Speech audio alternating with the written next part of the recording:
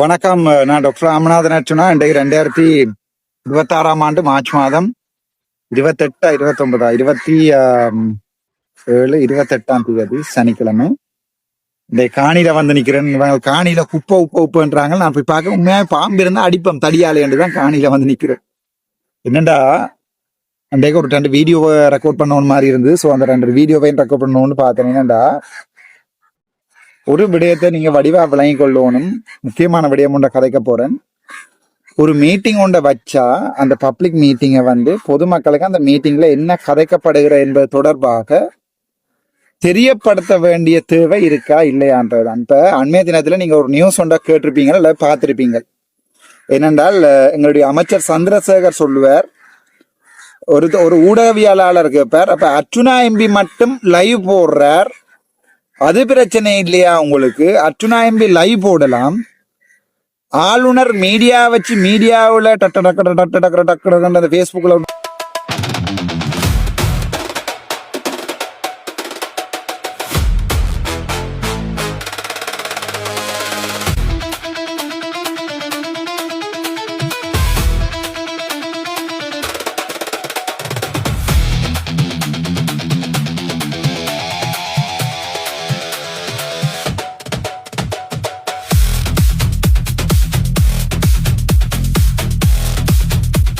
போய்கொண்டிருக்கு. பாத்துறீங்க, ஏதோ வெட்டி முறிச்ச மாதிரி ஆளுநர் 4 லைவ் தண்ட மீடியாவில். ஆளுநருக்கு ஒரு மீடியா இருக்கலாம், ஆனால் அர்ச்சுனா லைவ் போட்டா அவரை விடுறீங்கள் தானே, எங்கட லைவ் போடலான்றதான் இது என்ற கதை. சரி, அவங்கப்பா நான் சொல்லுவேன், போனோட நிக்கிற ஒவ்வொரு குருவி குஞ்சுக்கும் உள்ள இடம் கூட. நான் ஒரு டிசிசி மீட்டிங் அண்மையில கூட என்பிபியின் முக்கியமான அமைச்சர்மாரோட நான் கதைக்கிறேன். நான் உங்களுக்கு இல்லை நான் சொல்றேன்னா தானே, நான் உங்களுக்கு கொண்டு மேமாத்த விரும்பல. ஸோ இந்த அமைச்சர்மார்கிட்ட சொன்னது, வடக்கு மாநிலத்துல பொய்யிரியல் என்று சொன்னா கிளிது ஓவடா தெரியும். ஜனாதிபதியும் அண்மையில கதைச்சவ என்ன செய்யலாம் என்ன கேட்டாங்க. இப்ப நான் சொன்னேன், நான் போய் ஒரு நாளுமே உங்கள்ட ஒரு அபிவிருத்தி, நான் அபிவிருத்தியை குழப்புறவன் இல்லை. சனம் எனக்கு அபிவிருத்தியை குழப்பண்டு ஓட் போடல. எனக்கு செலவு கேட்டது ஹாஸ்பிட்டல் அபிவிருத்தி செய், அதுக்குதான் நீ கேட்ட. நீ இப்ப நாங்க உன்னை படிச்சாங்க, உன்னை கொண்டு அங்க இங்க தூக்கி எறிஞ்சாங்க, நாங்கள் உன்னை இப்ப பாராளுமன்ற உறுப்பினர் ஆக்கிட்டோம். சோ பாராளுமன்ற உறுப்பினர் இருந்தோண்டு அபிவிருத்தியை செய், தமிழ் தேசியத்தை விட்டு கொடுக்காது, எங்கண்ட உறவுகளை ஒரு நாளுமே காட்டி கொடுக்காது. இவ்வளவுதானே கேட்டது, இதைத்தானே சனம் கேட்டது. அந்த கேட்டதை இந்த 2 வருடம் 1.5 வருடமாக நான் ஒரு நாளுமே பிளவிடையில. உங்களுக்கு நல்லாவே தெரியும், இந்த 1.5 வருடமாக அந்த மக்களுடைய எதிர்பார்ப்பு, எந்த வைத்தியசாலையில வைத்தியர்கள் இல்லையோ, எந்த வைத்தியசாலையில ஊழல்களோ, எந்த வைத்தியசாலையில வைத்தியர் இல்லாம நோயாளர்கள் சாகிறார்களோ, எல்லா விடயத்தையும் உங்களுக்கு வெளிப்படையாக வெளியால கொண்டு வந்திருக்கேன். அதுக்கு பாராளுமன்றத்தில் அடிபட்டு இருக்கிறேன், அதுக்கு அடிபட வேண்டிய எல்லா இடங்களையும் அடிபட்டு உங்களுக்கு அது நல்லாவே தெரியும். சோ ஒரு மீட்டிங் நான் அவரோட கை கேட்க, அப்ப முக்கியமான அமைச்சர்மார், கேபினட் அமைச்சர்களையும் இந்த கைநாட்டு அமைச்சர் மாதிரி இல்லாமல் படித்த சில அமைச்சர்களோட, ஒரு அக்ரிகல்ச்சர் பாஸ் அவுட் அண்ணா ஒரு ஆளோட, ஒரு இன்ஜினியரோட, அவை இந்த உள்ளுக்குள்ள இருக்கிறார்களோட அப்ப நான் கதைச்சினேன். இப்ப சொல்லிக்கலாம், என்னடா செய்யலாம், இதுக்கு என்ன நீ என்ன எங்களுக்கு நிமித்தி தருவே என்பிபிஏ என்று. நான் சொன்னேன், என்பிபிஏ நிமித்தி தர்றதுக்கு என்னால இயலாது. அது நீங்க நிலக்கரி ஊழல்ல இருந்து இந்த எல்லாம் செய்யற ஊழல், அட்லீஸ்ட் எதிர்கட்சியில ஒரு அரசியல் நோக்கம் இல்லாம ஒருத்தன் கதைக்கிறான்டா அதை கேளுங்க. நீ என்ன வேணுமெண்டா சொல்லு, ஜனாதிபதிட்ட சொல்றோம். அப்ப நான் சொன்னேன், இந்த 3 செம்மறியலும் இருக்கு, அதுல ரஜீவண்ண உமாவரவர் பவானந்திராய அந்த ஆளுடைய கெப்பாசிட்டிக்கு அந்த ஆள் வெயிட் பண்ணுது. இளங்குமரன் பாவன் தம்பி அவன் கெப்பாசிட்டிக்கு போன கதைகளுடையும் காணல. அமைச்சர் கடும் ஆள், அவர் ஊழல்வாதி இல்ல, கடும் ஆள், சொல்லி வேலை இல்ல. சோ இப்படி இருக்கத்தக்கனையாக இந்த 4 பேரையும் வச்சுக்கொண்டு வடக்கு மாகாணத்துல உங்களோட பேரை கெடுக்காங்க. சனம் உங்களுக்கு ஓட் போட்டு தந்தது, ஏதாவது செய்யுங்க, என்ன செய்யலாம். அப்ப நான் சொன்னேன், நான் டிசிசி மீட்டிங் போற நேரத்துல உங்கண்ட ஆக்கள்கிட்ட சொல்லுங்கோ, நியாயமான கதைகளை ஏற்றுக்கொள்ள சொல்லி, நியாயம் இல்லாட்டியா தடுக்கலாம். இப்ப உதாரணத்துக்கு நான் ஏதாவது அரசியல் நோக்கங்களுக்காக தையடிவிகாரைய உட என்று சொன்னா அதை அவர்கள் எதிர்க்கலாம், அவருடைய பிரைம் கொள்கைக்குள்ள உட்படாத ஒன்றை நான் சொன்னேன். ஆனா நான் சொன்னேன் என்னண்டா, அப்படி இல்லாம நல்ல விடயங்கள் ஏதாவது சொன்னா அதை ஏற்று நடக்கிறதுக்கு உங்கள்ட எம்பிமாருக்கும் உங்களோட மெட்டாக்களுக்கும் ஒருக்கா சொல்லுங்கோ என்றுதான் அவர்கிட்ட நான் சொன்னது. அதுக்கு அவங்க சொன்ன பதில், நாங்க நேர ஜனாதிபதிட்ட சொல்றோம், ஜனாதிபதி வந்து நேர அவைக்கு இன்ஃபர்மேஷன் போயிருக்குமென்று நினைக்கிறேன். நான் அதை போயிருக்கா நினைக்கல, போயிருக்குமென்னு நினைக்கிறேன். சோ இந்த அடிப்படையில இந்த டிசிசி மீட்டிங்கள்ல போய்கல பிரதேச சபையை நான் குழப்பறதும் இல்லை, பிரதேச சபை மெம்பர்ஸிட்டே கேளுங்க, நான் குழப்பறேன்னா இல்ல, சும்மா பேக்கத கதைச்சா 4 கேள்வியில கேட்டு மடக்கிறனானே ஒழிய சும்மா மக்களே மாத்த வலிக்கிட்டா சட்டம் தெரியாம கூத்தடிச்சா 4 கேள்வியில கேட்டு அப்பவும் என்ன செஞ்சு வரேன் நான், அப்பன் உங்களோட நல்லதுக்கு தான் சொல்றேன், இதை இப்படி கொண்டு போங்க. நான் யாரையும் எனக்கு எந்த அரசியல் இந்த ஏன் அரசியலுக்கு ஒருத்தன் வர வேணும், உழைக்கிறது. நான் நல்லா உழைச்சு கொண்டு சொந்தமா வெசல் வேண்டிய ஓடி கொண்டு தெரிஞ்ச ஒருத்தன் ஏன் அரசியலுக்கு ஒருத்தன் வர வேணும், ஒரு நல்ல பேர் எடுக்கிறதுக்கு. இங்க வந்து பேரை அடுத்திருக்கிறேன் நான். மலைய மக்கள் ஒரு பக்கத்தால, சிறிதரண்ட ஆக்கள் ஒரு பக்கத்தால கதையை வெட்டி அடிச்சிருக்காங்க, அங்கிருந்து குளர்றாங்க. முஸ்லீம் மக்கள்ல ஒரு சில சனம் நான் முஸ்லீம் மக்களுக்கு எதிரானவன் நினைச்சோட அங்கிருந்து குளறுது. இப்ப நல்ல பேர் எடுக்கிறதுக்காக ஒருத்தரும் அரசியல்ல வாரையில ஆரண்டே தெரியாத ஒருத்தவன் அரசியலுக்கு வந்தா அது பேரும் புகழுக்கும் ஆசைப்பட்டு அரசியலுக்கு வரலாம். அப்படின்னா சாவச்சேரியில் இருக்கிறதுக்கு முன்னமே மெடிக்கல் அட்மினிஸ்ட்ரேஷன்ல இருக்கீங்களே என்ன எல்லாருக்குமே தெரியும், அர்ச்சுனாண்டா இப்படித்தான், அது அர்ச்சுனா என்கிற ஒரு பிராண்ட் அதை எப்பவே கிரியேட் பண்ணப்படும். இன்றைக்கு நேற்றுக்குல 2022 ஆண்டு, நான் 2021 ஆண்டு பேராதன 2018 அதுக்கு முதல்ல சொல்றேன்டா, 2016 ஆண்டு கழுபோல வைத்தியசாலையில் இருக்கீங்கள அவன் அப்படித்தான் என்கிற ஒரு பிராண்ட் ஒன்று இப்பவே உருவாயிட்டு. என்னோட படிச்சவங்களும் தெரியும், அவன் கோவம் அந்த கத்துவான், தலைகளா போட்டு குத்துவான். ஆனால் அவன் எப்படிப்பட்டவன் என்றது சமூகத்துக்கு எப்பவோ தெரியும். எனக்கு எதிராக எந்த ஒரு வழக்கும் இருந்ததில்லை, நான் யாரை கற்பழிக்கவும் இல்லை, யார்கிட்ட காசையும் எடுக்கவும் இல்லை, ஊழல் செய்யவும் இல்லை. இந்த வரைக்கும் இந்த இவன் என்னோட இருந்துட்டு போனாக்களும் என்னுடைய கட்சியில இருந்துட்டு போனாங்களும் பேர் கட்டு விட கூடாதுக்காக கும்பிட்டு கூட கேட்டிருக்கேன், நீங்க எம்பியா வாங்கடா, என்ன விடுங்கடா, நான் எங்கேயா போய் பெட்ரோ செட்லியா நிக்கிறேன்னு கேட்டவன் நான். சோ இப்படி இருக்கத்தக்கனே என்பிபி அரசாங்கம் என்ன எதிர்க்குதான்னு கேட்டா அவங்களுக்கு அடிக்கிற ஒழுங்கான நேரான சுத்தியல் நான்ன்றது நல்லா தெரியும். ஒரு ஆணிக்கு நேராக அறையிற சுத்தியல் நல்லா தெரியும். சோ அதுல இருக்கிற எல்லா அமைச்சர் மேல எம்பி மேல எல்லாருமே எதையா குடிப்பீங்க. சோ அண்மைய தினங்கள்ல நாங்கள் கதைக்கைகளை இந்த விடயம் கதைக்கப்பட்டது. சோ நேற்றைய தினம் வந்து அந்த டிசிசி மீட்டிங்க திட்டமிட்ட ரீதியில 25ஆம் தேதி இருந்த டிசிசி மீட்டிங் 27 சரி, அது பரவாயில்லை, ஓகே. திட்டமிட்ட ரீதிங்களை போட்டீங்களோ, எங்கள்ட்ட ஒரு வசனம் கேட்கல 24ஆம் தேதி போடவாங்க. 6 பாராளுமன்ற இருப்பினர் வைக்கணும், ஒரு பாசிபிள் டேட்டை 6 பேருக்கும் போட்டு அதில் சூஸ் பண்ணக்கூடிய மாதிரி எடுத்திருந்தா பிரச்சனை. தாங்களே ஒரு டேட்டை போட்டு தாங்களே மானா பிரதீபன் தண்ட கூட்டு. இப்ப எனக்கு அது தேவையில்லை, இந்த சமூகம் தான் யோசிக்கணும். இப்ப நானே போய் ஒரு இடத்துல இருந்து அடிபடணும், நான் மானா பிரதீபனை ஊழல்வாதின்னு நிரூபிக்கிறதால எனக்கு என்ன லாபம் பெறப்போகுது? மானா பிரதீபன் எங்கேயாவது 6 பேரை 4 பேரை வச்சு காசை வச்சு வெட்டல் பண்ண என்ன வெட்டுவார், அவ்வளவுதான் நடக்கும். இளங்குமரனோட கொழுவுறதால என்ன நடக்க போகுது? இளங்குமரனோட அரசியல் நாசமா போகுதுன்ற விளங்கிக்கு என்ன 4 பேரை வச்சு வெட்டுவான், டிப்பரால அடிப்பான். ரஜீவனை அல்லது வந்து ரஜீவன் அண்ணிய அல்லது வந்து பவானந்தர வாத்தியார ஐயாவை நான் ஏதாவது செய்யறேன், என்ன லாபம் பெறப்போ இல்ல, இந்த அரசாங்கத்தை குழப்பறதால என்ன லாபம் பெறப்போ? நான் பாக்குறேன்டா ஒரு எதிர்கட்சியில சரியான சுத்தமாக நானே சொல்லி இருக்கிறேன், இது அரசாங்கம் தந்த காசில தான் புலோலியில கட்டுப்பட்டேன். நானே திறப்பு விழாக்கு போயிலையே, நான் அரசாங்கம் இல்ல, அரசாங்கம் தந்த காசு மக்களுடைய காசு, அரசாங்கம் இல்லை. ஆனா அரசாங்கம் அடிக்கடி சொல்லிக் கொள்றது நாங்க அபிவிருத்தி செய்யறோம் அபிவிருத்தியில ஆளுங்கட்சிக்கும் பங்கு இருக்கு, எதிர்கட்சிக்கும் பங்கு இருக்கு. எதிர்கட்சி குழப்பாம விடுறதே ஒரு பெரிய அபிவிருத்தின் சப்போர்ட் தான். நான் 2 வரைக்கும் குழப்பையில உங்களுக்கு இந்த வரைக்கும் இன்டர்னல் ஸ்டேடியம் வரைக்கும் இல்ல, இவன் எங்க மண்டதீவு ஸ்டேடியம் வரைக்கும் குழப்ப சொல்லி எத்தனை பேர் வெளிநாட்டுல இருந்து கேட்டவன். என் மனச்சாட்சிக்கு அது படையில, அப்பாவது வேலை கொஞ்சம் டெவலப் ஆகும்னு பார்த்தா அதை போய் குழப்பறதா? சரி, இண்டோர் ஸ்டேடியம் வரைக்கும் குழப்ப சொல்லி எத்தனையோ பேர் கேட்டவன். அந்த அப்பவும் கை வைக்கல, இல்ல வரட்டும், படியா விளையாடட்டும். அதுல ஊழல் நடந்தா அதை ஊழலை சரிப்படுத்தி கிரவுண்டை கட்டுறதையே விட்டு போட்டு அதையும் திரும்பி போக பண்றதுக்கு நான் கெட்டவன் இல்லை, சரிதானே? அப்படி முட்டாளும் இல்லை, கெட்டவளும் இல்லை. அந்த அதுக்கு மக்களுடைய எதிர்ப்பா வேண்டி கொண்டு அரசியல் செய்யறதுக்கு முட்டாளும் இல்லை. நீ குடும்பாவி இல்லையடா, நீ என்ன தேனா எரி.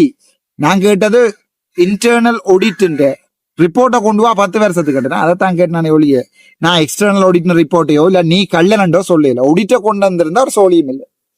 அதுல கிளிநொச்சி மக்கள்ல முட்டாள்களாக இருக்கிறார்கள் என்ற கருத்தை நான் சொன்னது இந்த கொடும்பாவி எரிச்சாக்களுக்கு மட்டும்தான். ஆனா இவர்கள் அதை அப்படியே திருப்பி விட்டு ஒரு சில குறைஞ்சாக்கள் உங்க புத்தகங்கள்ல குளறைகள் பிளாக் பண்ணிட்டு போயிருக்கேன். வேற வழி இல்லை எனக்கு. உங்களுக்கு நீங்க சொல்லுங்க எனக்கு வேற என்ன வழி இருக்குது. சில அறிவில்லாத ஆக்களுக்கு நான் என்ன அடிக்கவா அடி நான் சொன்னதா அடி என்ன குடும்ப அவியல் சொன்னேன் பேசாம விட்டு போயிருக்கேன். டிசிசி மீட்டிங்க்கு நான் வாரது மக்களால கேட்க இயலாத கேள்விகள். கேட்க இயலாத கேள்விகள் என்ன அமைச்சர் சுடுவார் நினைக்கிறீங்களா? இல்ல, நான் சொல்றது முழுக்க மக்களால கேட்க இயலாத கேள்விகள் என்று சொன்னால், ஒரு அரசாங்க உத்தியோகத்தரால ஊழல் உண்ட கேட்க இயலாது. கேட்டா அடி டிரான்ஸ்பர் தொங்கலுக்கு அவன் எங்க போய் போராடுறது, எந்த நீதிமன்றத்துக்களால போராடுறது? அவே அரசாங்க உத்தியோகத்தர்களால கேட்க இயலாத ஒரு கேள்வியே, பொதுமக்களால கேட்க இல்லாத ஒரு கேள்வியே. போலீசாரை விட்டு கஞ்சா கேஸ்ல உள்ள அடிச்சு போடுவாங்க. படித்தவர்களால கேட்க இல்லாத கேள்வி உண்டு. என்னுடைய பேரை கெடுத்துக்கொண்டு கேட்கறதுக்கு ரெடியா தான் நான் பாருனா டிசிசி மீட்டிங். பருத்தித்துறை வைத்தியசாலையில ஊழல் நடந்திருக்கிறது, நீதிமன்றத்துக்கு போயிருக்கிறது. ஆதார வைத்தியசாலை பலவற்றில ஊழல் நடந்திருக்கிறது, நீதிமன்றங்களுக்கு போயிருக்கிறது. சிஐடி இப்போது இன்கொயரிக்கும் கூப்பிட்டு இருக்கிறது, சில பேரை வாங்க உண்டு. சரிதான். சோ அப்ப நான் பார்க்கிறேன் என்றால், இந்த கேள்வியை கேட்கறதால ஒரு சமூகம் மாறுமா? ஒரு விடயத்தை வெளிக்கொண்டு வரலாமா? பொதுமக்களை அறிவு பால் பகுதிக்கு நகர்த்தலாமான்றதான் என்னுடைய கேள்வி. அப்படி கஷ்டப்பட்டு நாங்கள் யோசிக்கல. இல்ல இவன் கேள்விய கேட்கிறான், இவன் குழப்புறான் என்றா வந்து மன அழுத்தங்களுக்கு உள்ளாக்கி இவங்களோட ஆக்களோட சண்டை பிடிச்சு எனக்கு என்ன லாபம் வரப்போகுது? ஸோ நான் அங்க பேலன்ஸ் ஒன்றை தான் தீர்மானிப்பேன். என்னுடைய கோர்ட்ஸ் முக்கியமா, டிசிசி மீட்டிங் முக்கியமானு கேட்டால், என்னுடைய கோர்ட்ஸ் வழக்கு நான் வெல்ல வேணும் என்பதுதான் எனக்கு முக்கியம். அப்படியும் இருக்க வள வலிக்கிட்டு நான் அங்க போய் ஜட்ஜிட்ட ஒரு அப்பீல் ஒன்று எடுத்துக்கொண்டு போகலாமான்னு கேட்க வழி கேட்டுனான். ஆனால் கௌசல்யா வந்து ஸ்ட்ராங்கா சொன்னோம், இல்ல வழக்கில் நில்லுங்கோ, வழக்கில் நின்றாதான் என்ன கதைக்கிறேன் என்பதோட உங்களுக்கு தான் விளங்க, உங்களுக்கு விளங்கப்படுத்துறான். நான் நின்றுட்டேன் வழக்கு. சரிதானே. 1:30 தான் வழக்கு முடிஞ்சது. நேற்றைய தினம் எடுத்து பார்த்தா அந்த வெளிவடக்கு சம்பந்தமா கதைக்க போனவனே நீ இது வந்து பர்சனலா கதைன்னு அமைச்சர் உண்டு. அதுக்கு பிறகு 2வது பாத்தீங்கன்னு சொன்னால் ஆசிரியர் இடமாற்றம் பற்றி கதைக்க போனாக்கள இது என்று பற்றி கொண்டது. நான் நின்றிருந்தால் அன்றைய தினம் ஆளுநரோட அடிபட்டு 100% பிழையான விடயத்தை நீங்க செய்யறீங்க, நிப்பாட்டுங்களா இல்லையா, தீர்மானமா எடுக்கிறீங்களா இல்லையா என்றால், கஜேந்திரகுமார் எம்பியும் ரஜீவன் எம்பியும் ஸ்ரீதரனும் அதை சப்போர்ட் பண்ணிருந்தீங்கன்னா அந்த ஆசிரியர்களுக்குரிய நியாயங்கள் வந்துருக்கு. சரி, நான் தான் வரையலேண்டா எல்லாரும் ஆசைப்பட்டவன் ஸ்ரீதரன் கதைப்பார், எல்லாரும் நினைச்சவ ரஜீவன் கதைப்பார். இல்ல நான் தான் வந்து மணி கட்டணும்ன்றத உங்களுக்கு நேற்றையான் டிசிசி மீட்டிங்கோட முடிஞ்சிருக்கு. ஏன் அந்த நான் தான்டா எனக்கு வாழ்க்கையில எந்த தேவைகளும் இல்லை. ஆளுநரோட கொழுவி போட்டு அவரோட ஒரு வேலை செய்யலாதான்டா இல்ல, கொழுவல்டா கொழுவல், வழக்கு போடுறியோ வழக்கு போடுங்க.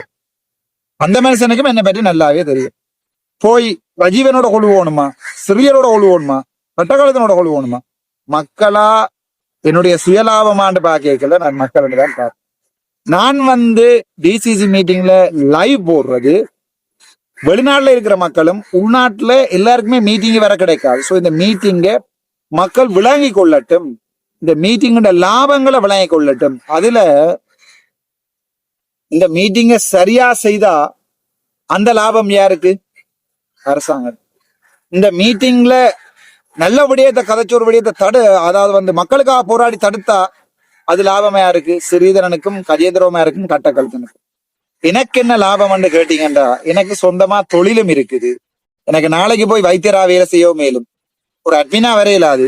ஆனால் நான் என்னுடைய வாழ்க்கையில நிம்மதியா 40 வருஷத்துல கடந்துட்டேன். எனக்கு சொத்து பத்தம் இருக்கு, எனக்கு என்னோட உழைச்சி சாப்பிடறதுக்கு இது இருக்கு, எனக்கு வெளிநாட்டுல உறவுகள் காசாறதுக்கும் ஆக்கள் தயாரா இருக்கணும், எனக்கு தேவை.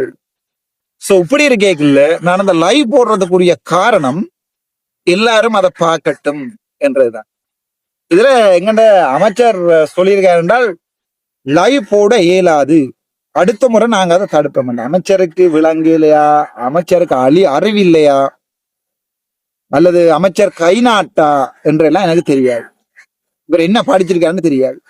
இவருக்கு விளங்கணும் ஆளுங்கட்சி என்றா என்ன, ஆளுங்கட்சியினுடைய வரையறை என்றா என்னண்டு, எதிர்கட்சி என்றா என்ன, எதிர்கட்சியினுடைய பாராளுமன்றத்துல எதிர்கட்சியில எனக்கு கதைக்க டைம் தரையில்லையே, அதை கொடுக்க வேணும் என்று சொல்ல வேண்டிய சபாநாயகர் எதிர்கட்சியோட கதைக்கு இல்லாம மூடிக்கொண்டு இருந்தவர். சரிதான். அந்த நேரத்துல முதல் 77 நாட்கள்.